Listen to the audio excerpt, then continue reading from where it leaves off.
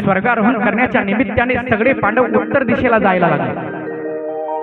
जात असताना मागच्या बाजूला नकुल सहदेव होते बरं का. नकुल सहदेवाचा देह पडला बरं का मृत्यू लोकांना. भीम धर्मराजाच्या मागे होता. विचारलं, दादा आपण स्वर्गाला चाललो, या दोघांचा देह का पडला म्हणे. धर्मराजानं सांगितलं, या दोघांना अभिमान झाला होता. एक शूर होता त्याचा अभिमान, एक सुंदर होता त्याचा अभिमान, म्हणून दोघांचा देह पडला. थोडे वर गेले, अर्जुन पडला. भीमाने विचारलं, दादा अरे अर्जुन हा तर परमात्म्याच्या सोबत राहतो ना, रोज संगतीत राहणार आहे ना, परमात्मा खूप जास्त प्रेम करत होता ना, मग या अर्जुनाचा देह का पडला. सांगितलं, भीमा यालाही अभिमान झाला होता म्हणे एकदा. यानं तर एक दिवस स्वतःला भगवंतापेक्षा श्रेष्ठ समजलं होतं. एका ब्राह्मणाची मुलं मरत होती. सगळे लोक उपाय करून थकले होते. शेवटी परमात्मा गेले होते बरं का, कृष्ण परमात्मा बरं का. उपाय केला तरी फायदा झाला नाही. आणि नंतर अर्जुन गेला. त्या ब्राह्मणानं सांगितलं, अर्जुना काय करणार रे तू. सांगितलं, मी काहीतरी करून बघतो म्हणे. ब्राह्मणानं सांगितलं, कृष्ण सुद्धा आला होता, त्याने करून बघितलं, फायदा झाला नाही, तू काय करणार. अर्जुनानं सांगितलं, महाराज मी कृष्ण नाही म्हणे, मी कुंती पुत्र अर्जुन आहे. एक दिवस अर्जुनानं भगवंतापेक्षाही स्वतःला श्रेष्ठ समजलं होतं. परिणाम स्वर्गारोहण करत असताना मृत्यू लोकांमध्ये देह पडला. पुढे जायला लागले. भीम पळायला लागला. विचारला प्रश्न, दादा अरे माझं काय चुकलं रे. धर्मराज हसायला लागले आणि सांगितलं, भीमा तू कामापेक्षा जास्त खाल्लं म्हणे, त्याचा हा परिणाम. कारण कामापेक्षा वस्तू, कामापेक्षा व्यक्ती, कामापेक्षा जास्त गोष्टीचा संग्रह हा परमात्म्याचा दोष असतो. जेवढ्या गोष्टीची गरज आपल्याला आहे तेवढ्याच गोष्टीची साठवण माणसाने केली पाहिजे. आज माणसं फक्त जमाच करायला लागली.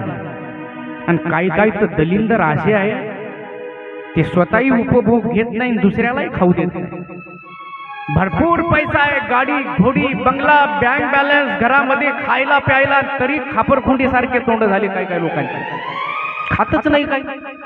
जमाच करणं सुरू आहे, जमाच करणं सुरू आहे.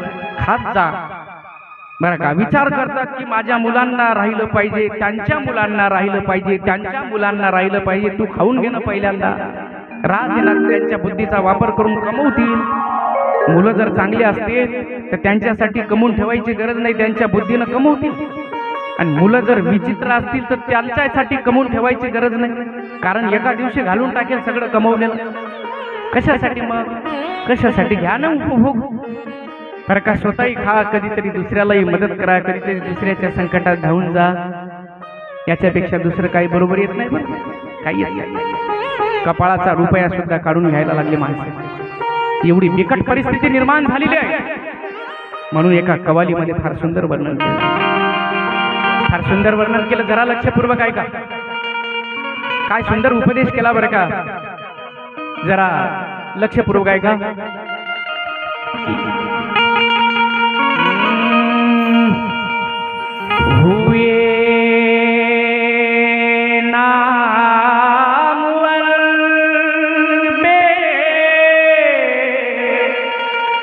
निशा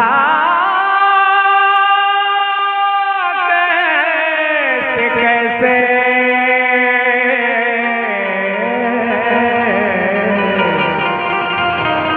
जमीन खा गई नौजवान कैसे कैसे.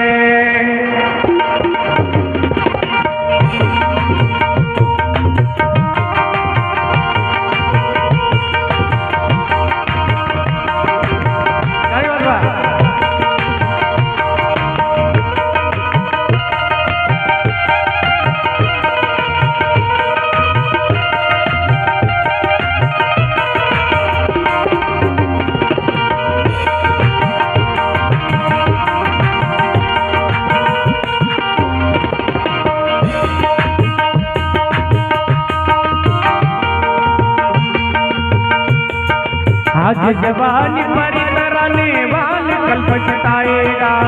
आज जवानी पर तराने वाल कल पछताएगा. आज जवानी पर तराने वाल कल पछताएगा. चढ़ता सूरज धीरे धीरे ढलता ढल जाएगा. चढ़ता सूरज धीरे धीरे ढलता है ढल जाएगा, सूरज धीरे धीरे ढलता है ढल जाएगा, सूरज धीरे धीरे ढल जाएगा, ढल जाएगा, ढल जाएगा, ढल जाएगा, चढ़ता सूरज धीरे धीरे ढलता है ढल जाएगा, चढ़ता सूरज धीरे धीरे ढलता है ढल जाएगा।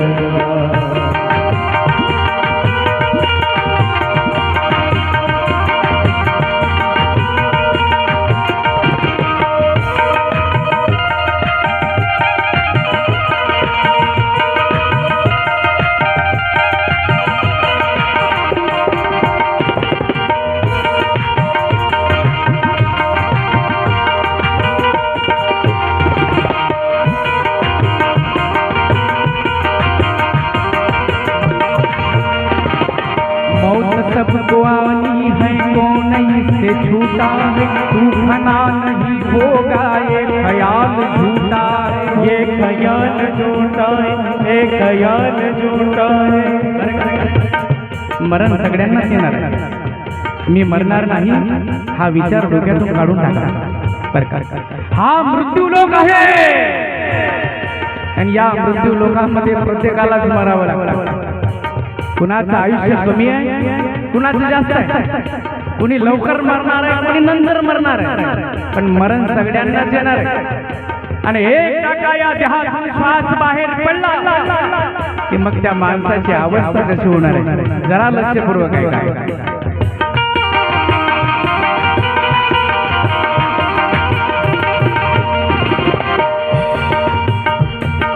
मौत सबको आनी है कौन इससे छूटा है, तूफाना नहीं होगा ये ख्याल झूठा है, एक ख्याल झूठा है, एक ख्याल झूठा है।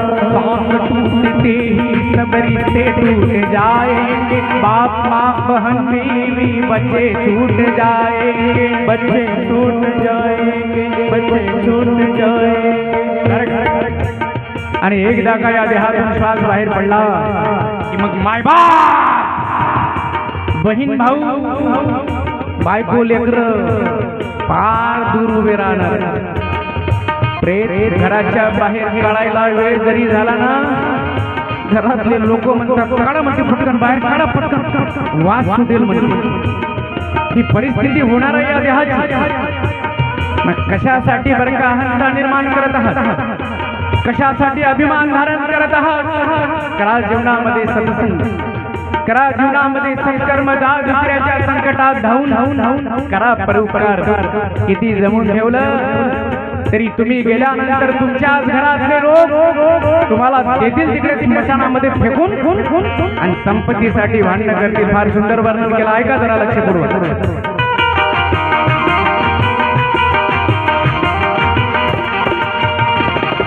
तेरे जितने हैं भाई वक्त का चलन देंगे, छीन कर तेरी दौलत दो ही गज कफन देंगे, दो जगह कफन देंगे, दो जगह कफन देंगे।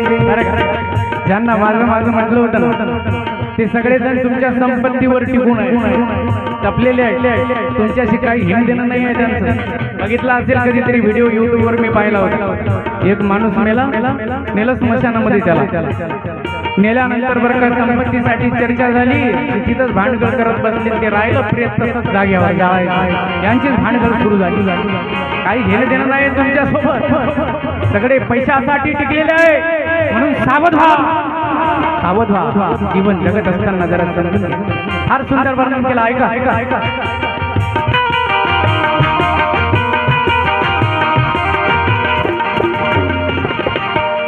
जितने हैं भाई वक्त का चलन देंगे, छीन कर तेरी दौलत दो ही गज कफन देंगे, दो जगह कफन देंगे, दो जगह कफन देंगे। दाग कब्र में तुझको उतापा के डालेंगे, अपने हाथ से तेरे मुंह पे खाक डालेंगे, मुंह पे खाक डालेंगे, मुंह पे खाक डालेंगे। केवढं सजवलं या देहाला, केवढं नटवलं या देहाला, किती प्रकारच्या स्थापना लावल्या, नाही का? किती प्रकारचं पावडर लावलं, किती सजवलं, किती नटवलं, सुंदर दिसण्यासाठी काय काय चालू आहे, काय काय चालू आहे. यांना बरं का जेवायला बोलवलं, येते माणसं चला ना जेवायला, चला ना जेवायला, तरी पावडर लावणं संपत. आता एंट्री मधून कार्यक्रम करून आलो, 7 दिवसात 5 डब्बे संपवले पावडरचे, 5. केवढा प्रयत्न चालू आहे सुंदर दिसण्यासाठी, नाही काय. पण एकदा या देहातून श्वास बाहेर पडला की आपले लोक तिकडे खड्ड्यामध्ये टाकतील आणि स्वतःच्या हाताने आपल्या तोंडावर माती टाकतील. कशी परिस्थिती होणार. फार सुंदर वर्णन केलं, ऐका जरा लक्षपूर्वक.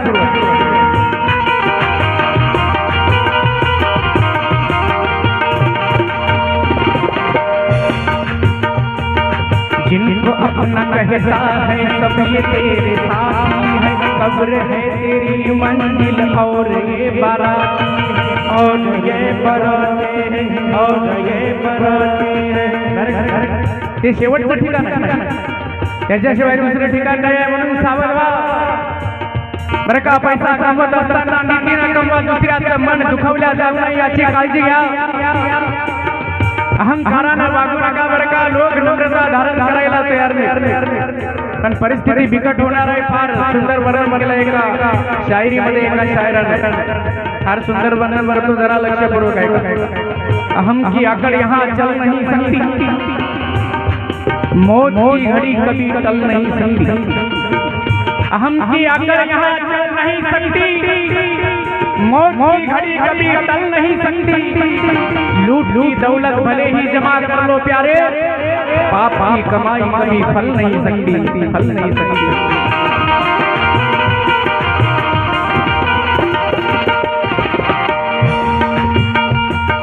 तेरी जितने हैं भाई वक्त का चलन दे, छीन कर तेरी दौलत दो ही गज कफन दे, तो ये कपन देंगे, तो ये कपन देंगे. बरं का. म्हणून जीवन जगत असताना समजून घ्या. एक सुभाषितकार फार सुंदर वर्णन करतो. धनानी भूमी पशवश्य गोष्टी भारी आकृतवाणी जनक स्मशाने देहस्थितायाम पर लोकमार्गे कर्मानुभव गच्छति जीवैका. धन घरामध्ये राहत, गाई ढोरं गोठ्यामध्ये राहत असतात, बायको घराच्या उंबऱ्यापर्यंत येते, लोक स्मशानापर्यंत येतात, देह जिथेपर्यंत येतो. मग बरोबर काय, माझा आवाज आम्हाला स्पष्ट येत आहे, माझं बोलणं समजत आहे ना. इको जास्त झाला ना, कमी करा इको. बरं. आणि काही येत नाही बरं का, फक्त माणसाचं कर्म बरोबर येत असतं.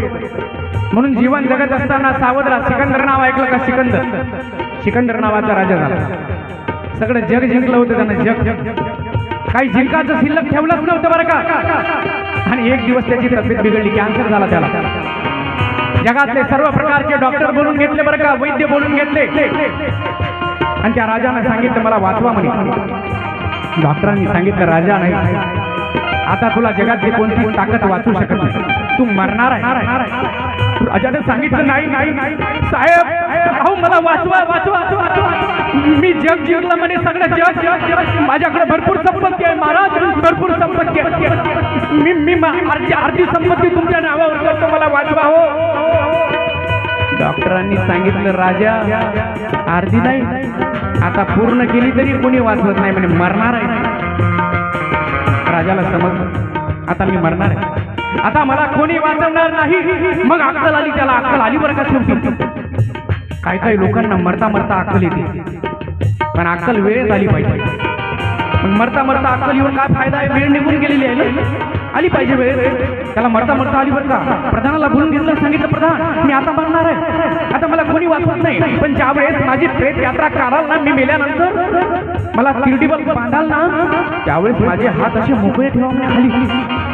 प्रधानानं सांगितलं महाराज लोक हसतील, आमच्या तोंडात शेण घालतील, आमची निंदा करतील. अरे एवढा मोठा राजा ज्यानं जग जिंकलं, अरे किती संपत्ती, एखाद्या सोन्याच्या पलंगासकट जाळला असता तर काय बिघडलं असतं, हात मोकळे लोक बोलतील. राजानं सांगितलं बोलू द्या म्हणे. ज्यावेळेस लोक तुला विचारतील राजाचे हात मोकळे का, तर त्या जगाला ओरडून सांग राजानं सगळं जग जिंकलं, पण राजा हात हलवत गेला.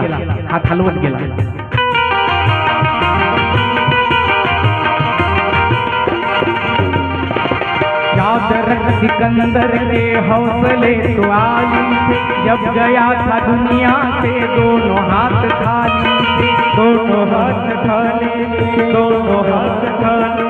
इसलिए ये कहता हूँ खूब सोच ले दिल में, क्यों फंसाए बैठा है जान अपनी मुश्किल में, जान अपने मुश्किल में, जान अपनी मुश्किल में। कर गुनाहों से तौबा के पद संभल जाए, आके पद संभल जाए, आके पद संभल जाए। गम का क्या भरोसा है जान कब निकल जाए, जान कब निकल जाए, जान कब निकल जाए। मुट्ठी बांध के आने वाले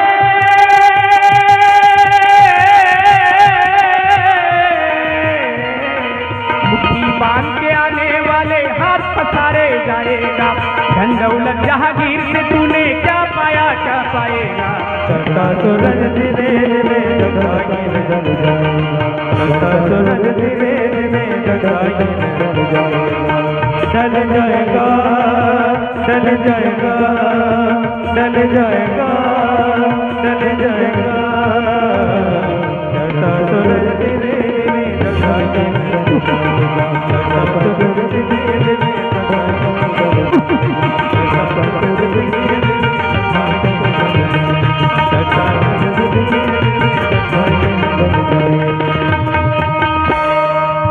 काही बरोबर येत नाही, काही येत नाही, सगळे इथेच राहणार. म्हणून वेळेत सावध व्हायचं आहे बरं का, परिणाम वाईट आहे. पश्चातापाशिवाय काय पडणार नाही आपल्या पदरात. म्हणून सावध व्हा. स्वतःचा स्वार्थ तर साधला पाहिजेच. घरदार आहे, बायको आहे, लेकरं आहे, सगळं आहे बरं का, पाहिजे सगळ्यांसाठी. पण स्वतःचा स्वार्थ साधत असताना कधीतरी परार्थाचाही विचार करायचा. जरा कधीतरी दुसऱ्यालाही मदत केली पाहिजे, कधीतरी दुसऱ्याच्या संकटात धावून गेलं पाहिजे बरं का. तेव्हा कुठं नाव घेत असतं हे जग वाऱ्या हाती माप चाले सज्जनाची बरं का. 750 वर्ष झाली ज्ञानोबाराया जाऊन समाधी घेऊन, तरी सुद्धा तेवढंच प्रेम बरं का. 350 वर्ष झाली तुकोबराया वैकुंठाला जाऊन, तरी तेवढंच प्रेम करतात लोक. मोठे मोठे साधू संत निघून गेले, 1000 वर्ष झाली, 1000 वर्ष, तरी सुद्धा जग तेवढंच प्रेम करतात. आपल्यावर कोणी प्रेम करायला तयार आहे, कारण सगळं स्वतःच्या स्वार्थासाठी चालतं. बघा केवढा आनंद असतो दुसऱ्याला मदत करण्यात. बघा दुसऱ्याच्या संकटात जाऊन केवढा आनंद आहे त्याच्यामध्ये, केवढा आनंद, खूप जास्त. आणि म्हणून सगळं जमाच करणं, जमाच करणं, जमाच करणं. खास होता दुसऱ्याला खाऊ द्या कधीतरी बरं का. कामापेक्षा जास्त वस्तू पदार्थ व्यक्तीचा संग्रह परमात्म्याचा दोष. धर्मराज सांगत आहे, भीमा कामापेक्षा जास्त खाल्लं म्हणे, त्याचा परिणाम तुझा देह, त्याचा देह पडला बरं का. पुढे धर्मराज युधिष्ठिर निघून गेले स्वर्गाच्या दिशेने.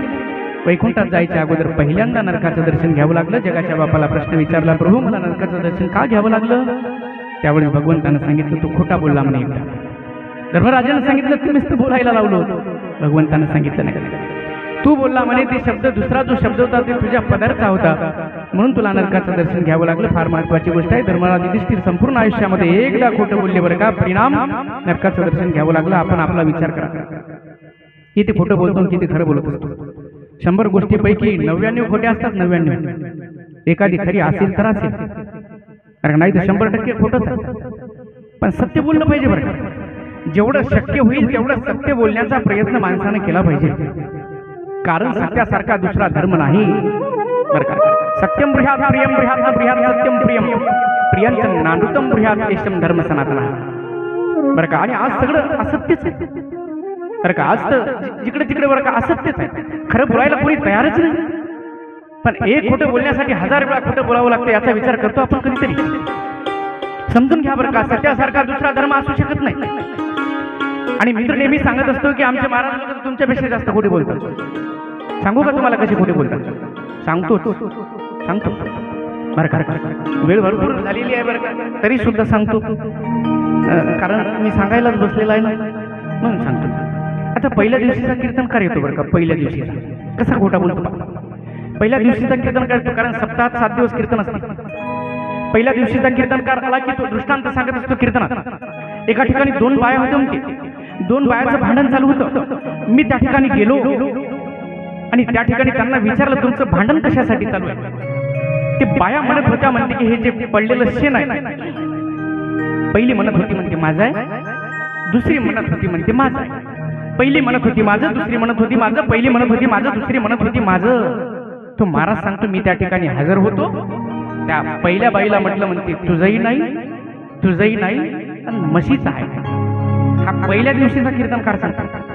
दुसऱ्या दिवशीचा कीर्तनकार येतो, तो दृष्टांत सांगतो की मी ज्या ठिकाणी उभं होतो 2 बायाचं भांडण चालू होतं, शेण पडलेलं होतं. पहिली बाई म्हणत होती माझं आहे, दुसरी म्हणत होती माझं आहे, पहिली म्हणत होती माझं आहे, दुसरी म्हणत होती माझं आहे. मी त्यांना म्हटलं म्हणते की तुझंही नाही म्हशीचं आहे.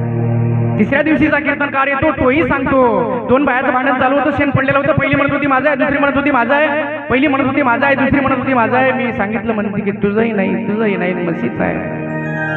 सांगा मला आता 3 महाराजापैकी कोणता महाराज असला पाहिजे तिथं हजर? पहिल्या दिवशीचा असला पाहिजे का दुसऱ्या दिवशीचा असला पाहिजे का तिसऱ्या दिवशीचा असला पाहिजे? तिघही म्हणत होते मी तिथं होतो. मग कोणता हजर असला पाहिजे? तिघही खोटं बोलले. खोटाच कारभार आहे सगळा. तुम्हाला सांगते सत्यम ब्रूयात प्रियम ब्रूयात. खरं बोला म्हणते खरं बरं का. एक महाराज येतो बरं का पहिल्या दिवशीचा कीर्तनकार. तो दृष्टांत सांगतो की एका बसमध्ये मी बसलेलो होतो, माझ्या शेजारी एक दारुड्या बसलेला होता म्हणते, आणि त्यानं त्याची मांडी खाजवायची सोडून दिली, माझीच मांडी खाजवत बसला. मी त्याला म्हटलं म्हणते अरे माझी मांडी खाजवू नको ना, तुझी खाजव.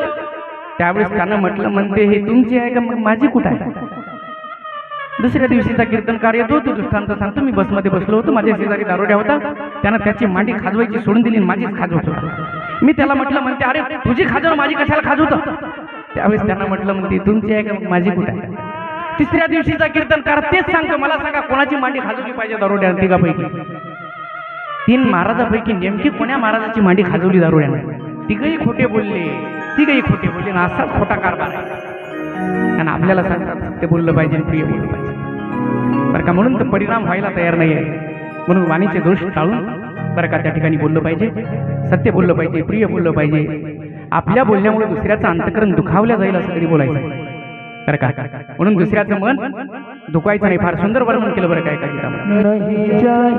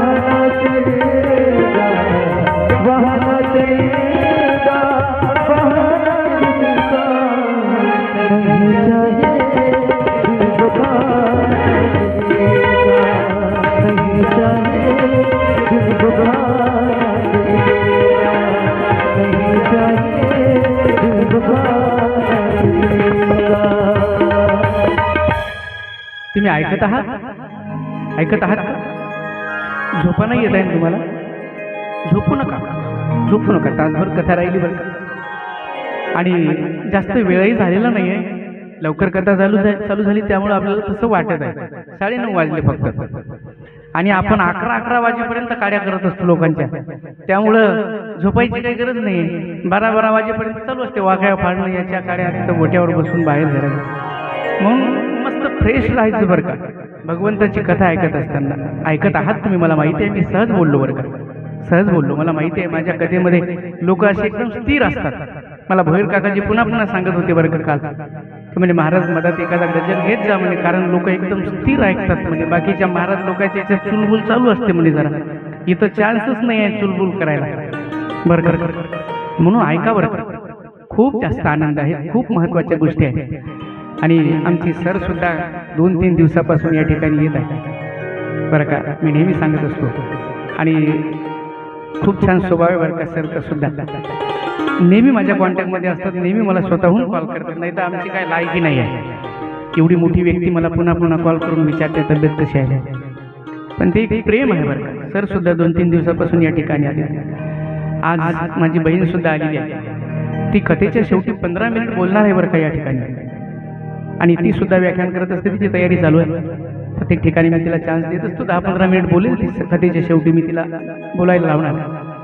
आणि ती सुद्धा बरं का सगळं माझ्यासारखंच, कारण आम्हाला अंधश्रद्धा चालत नाही. ती मला पुन्हा पुन्हा सांगत असते की दादू तू कथेमधून अंधश्रद्धा लोकांना सांगू नको म्हणते जास्त, तू अंधश्रद्धा निर्मूलन करायचं आहे ना आपल्याला, तर मग बाकीच्या गोष्टी नको शिकवू म्हणते. मला पुन्हा पुन्हा सावध करत असते. ती सुद्धा आली, मी बोलणार आहे बरं का नंतर. आणि महत्त्वाची गोष्ट, माझा मित्र वैष्णव सुद्धा आलेला आहे वर्ध्यावरून, ज्यांच्याकडे मी ड्रॉइंग क्लास केला होता कोरोनामध्ये. आणि त्याच निमित्तानं त्याची आणि माझी ओळख झाली. आणि हे जे मी संस्था स्थापन केली होती त्याच्या आग्रहास्तवच केली. डोक्यामध्ये चालू होतं की आश्रम बांधायचा आहे. 5-6 वर्षापासून विचार होता डोक्यामध्ये, बांधायचा आहे. चर्चा सुद्धा चालत होती, आम्ही बराच वेळ चर्चा करत होतो, पण संस्था स्थापन केली नव्हती. आणि कोरोनाच्या निमित्ताने त्याच्यात बरं का तिकडे जाण्याचा योग आला, त्या क्लासच्या निमित्ताने. आणि मी त्याच्याकडे राहिलो 8 दिवसपर्यंत. त्यामुळे त्यानं सांगितलं दादा तुम्ही संस्था स्थापन करा म्हणून. आणि त्याच्या आग्रहास्तव तुम्ही संस्था स्थापन केली होती. आणि म्हणूनच हे कार्य पुढे पुढे वाढत गेलं बरं का. तोही या ठिकाणी आज हजर आहे. सगळी मंडळी प्रेम करणारीच आहे बरं का. आणि हे सगळे लोक कायमस्वरूपी माझ्यावर प्रेम करत असतात.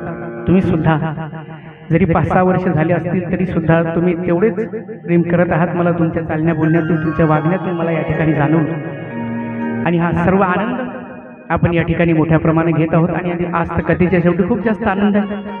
सगळ्यांनी नाचायचं आहे, गायचं आहे, आनंद घ्यायचा आहे बरं का. नाचाल ना, आनंद घ्या बरं, कारण हा चान्स काय पुन्हा येत नाही. आणि हा आनंद येतच आहे, हे काय घरी बसून मिळणार नाही आहे आपल्याला.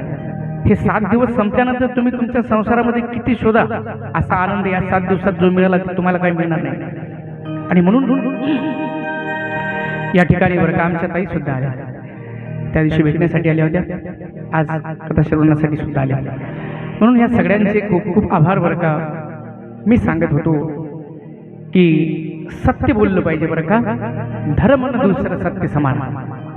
तुळशीदासजी महाराज रामचरितमानसात वर्णन करतात. पांडवांचं स्वर्गारोहण झालं, नंतर राजा परीक्षिताचा राज्यकारभार सुरू झाला.